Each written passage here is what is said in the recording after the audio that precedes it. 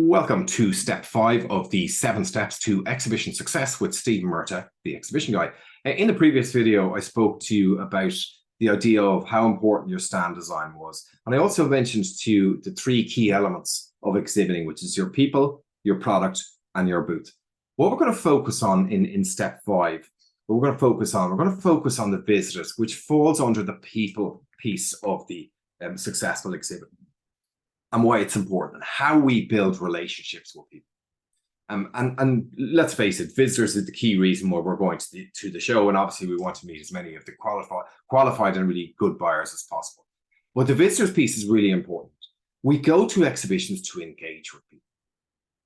But many of us have gone to an exhibition where we've walked down the aisle of a show or of a hall of an exhibition, and you see people sitting down, they're reading newspapers, they're texting, they're eating their lunch, they're totally disengaged.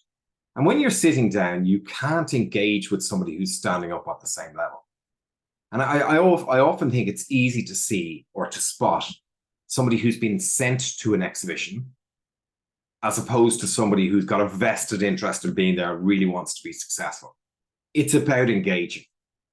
And that's the key point for all of us as to why we exhibit.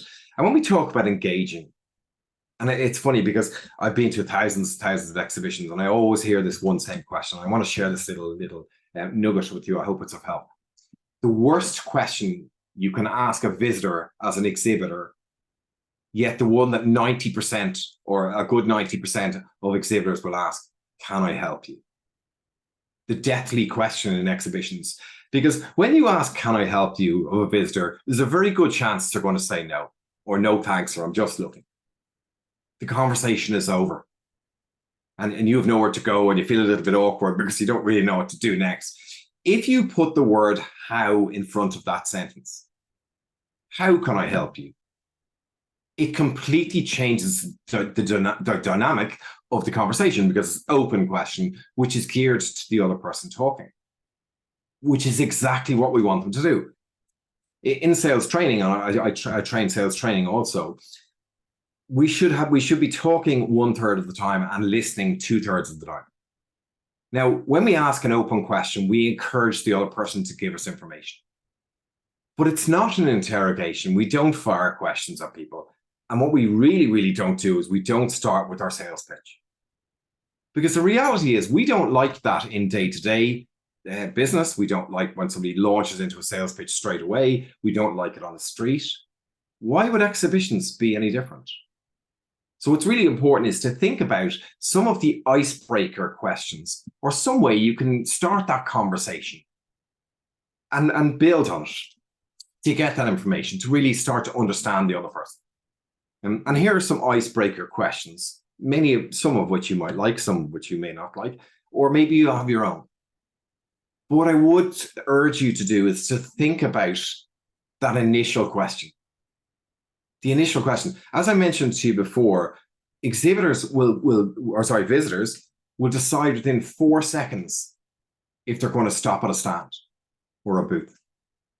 First impressions really do matter.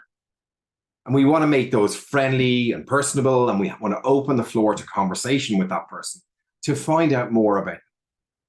And we do that for another reason. We also do that because it's important to qualify our visitors. They say 30% of visitors to trade shows are what they call tire kickers, or people who will never buy them. It's not a reflection on a bad show. It's just a reflection on shows all around the world. Now, maybe that's changed a little bit since COVID. But coming back to that, what we need to do is we need to qualify with that person in front of us to make sure that they are a real buyer. Because otherwise we can talk to lots and lots of people, but unfortunately we won't get anywhere. So having a really good icebreaker question, and also a follow-up qualifying question somewhere within that conversation, is the route to success for exhibiting and building relationships, starting that relationship, building that relationship, and continuing that relationship. So what I'd say in step 5 in terms of engaging at exhibitions, don't ask, can I help you? Ask, how can I help you? Or use one of your own or a prepared icebreaker question that's going to make that conversation much more interesting and much more enjoyable for both parties.